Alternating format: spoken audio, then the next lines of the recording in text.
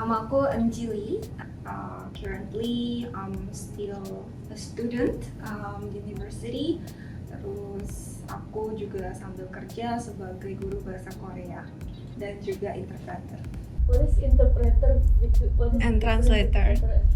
Okay. Perbedaan antara interpreter dan translator karena banyak mungkin kita lebih banyak dengar kata translator ya daripada interpreter. Kalau interpreter itu lebih ke bahasa yang kita berbicara. Jadi misalnya kita ada meeting dan kita butuh interpreter yang bantu untuk menggantikan bahasa itu kita ucapkan sebagai interpreter. Kalau translator itu lebih ke dokumentasi, jadi kita lebih text wise, kita translate sentence per sentence.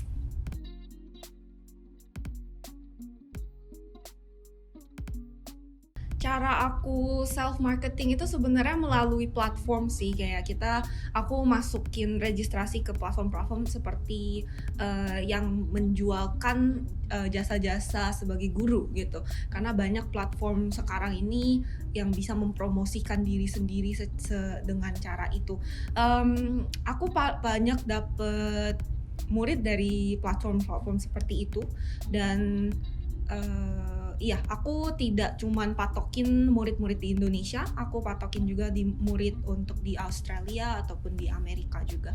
Jadi terkadang aku punya murid-murid yang dari luar negeri juga. Boleh dikasih tahu platformnya supaya mungkin teman-teman bisa tahu gitu. Jadi ada satu platform yang aku biasanya pakai, itu namanya Superprof, which it's available dipakai untuk di Indonesia, di Australia dan juga di US. Mirip sifatnya kayak Cambly, mungkin teman-teman lebih banyak tahu tentang Cambly yang seperti itu. Tapi nowadays kan kita punya banyak platform. Yang di Indonesia juga ada banyak platform lain lagi ya, kayak Ruang Guru kayak gitu juga. So nowadays I think the access untuk mencari guru itu sangat lebih gampang. Gimana rasanya kerja di budaya kerja yang berbeda antara dua negara? Mungkin patokan kerja di dua budaya yang berbeda itu lebih kayak saat aku bekerja dengan proyekan dan di situ mungkin ada kru Korea dan juga kru Indo gitu ya. Biasanya of course kalau kru Korea kita jauh lebih harus ada kekakuan di situ, kayak kita benar-benar harus hormat, sopan dan seperti itu. Kita harus pilih bahasa kita yang sangat formal untuk didengar juga.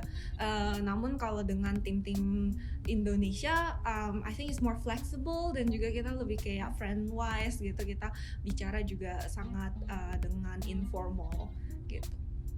Apa yang bikin kamu pengen kerja sebagai seorang interpreter? It's a natural instinct mungkin ya, karena aku emang untungnya aku sangat keunggulan aku tuh dalam segi bahasa. Dan aku ingat dulu pas aku di Korean school dan sempat ada kayak consultation tentang job gitu, nanti jobnya akan bagaimana ke depannya.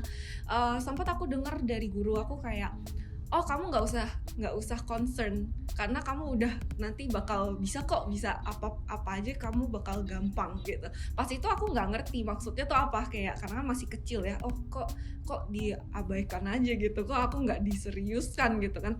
Tapi by time I found the answer and yeah, it was a natural stuff untuk aku bisa ke arah situ.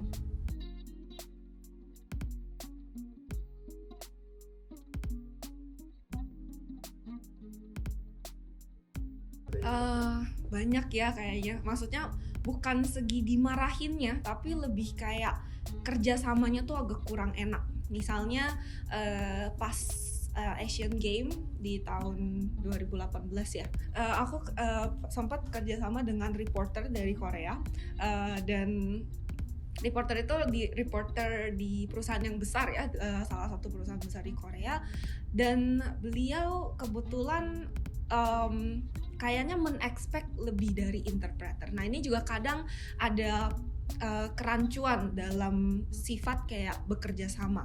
Terkadang banyak orang Korea datang ke Indonesia dan meminta interpreter untuk ikut mereka, tapi lama kelamaan jatuhnya lebih kayak guide daripada interpreter gitu. Jadi itu sebuah kayak situasi yang sangat melelahkan ya, mungkin kalau di take in a good way it's an experience, tapi it's very tiring experience, apalagi pas Asian Game itu karena semua orang lagi sensitif ya, dan juga sebagai reporter pekerjaannya adalah untuk bisa mendapatkan interview, dan dikarenakan itu kita melakukan hal-hal yang seharusnya tidak dilakukan gitu, kayak misalnya pas itu kita nyari hotel dari hotelnya si atlet ini tinggal lagi hotelnya di mana, terus suruh aku untuk telepon, pura-pura aku staffnya mereka gitu, jadi aku tanyain, oh ini atlet kita udah pulang atau belum ya, udah masuk hotel atau belum, seperti itu, untuk mencari tahu apakah atletnya benar tinggal di situ untuk sementara di situ gitu.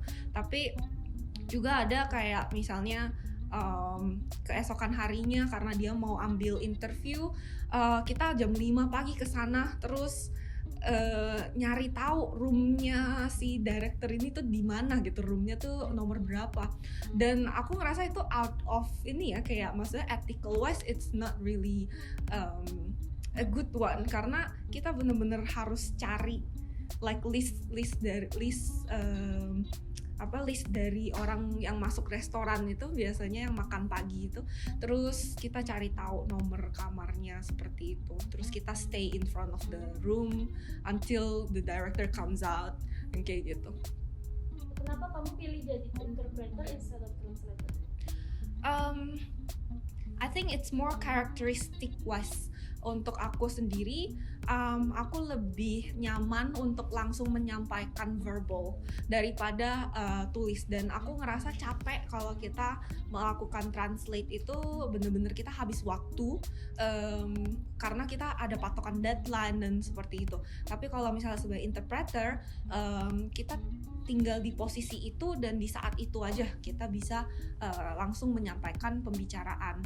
Tapi ada pros and cons juga tergantung karakteristik, karena aku banyak ketemu temen lain yang mungkin mereka tuh justru lebih memilih sebagai translator daripada interpreter, karena mereka ngerasa kayak interpreter tuh butuh kayak spontaneous skill yang kayak kita bener-bener harus bisa langsung decide sesuatu di momen itu dengan cepat gitu, dan kita harus bisa cepat menyampaikan sesuatu dengan benar.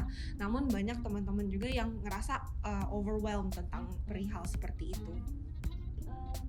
Boleh tahu nggak perhitungan pendapatan seorang interpreter? Pendapatan interpreter itu bisa sangat luas, mungkin kalau kecilnya bisa ratusan, kalau besarnya bisa puluhan juta Per project? More to like per monthly kalau misalnya aktif ya, kalau memang teman-teman aktif dalam mengambil project kan sebanyak mungkin dalam 1 bulan itu, you can earn more than 50. Tips and trick kalau misalnya ada yang mau belajar bahasa Korea terus mau cari kerja, ada nggak kira-kira tips? Right now I am in the process untuk launching project website untuk teman-teman yang ingin belajar bahasa Korea dari basic dengan native teacher, dan juga nanti seterusnya jika mengikuti kelas itu sampai kelas profesional, nanti teman-teman juga bisa mendapatkan kelas-kelas yang mungkin bisa patokan menjadi guru bahasa Korea ataupun sebagai interpreter maupun translator juga.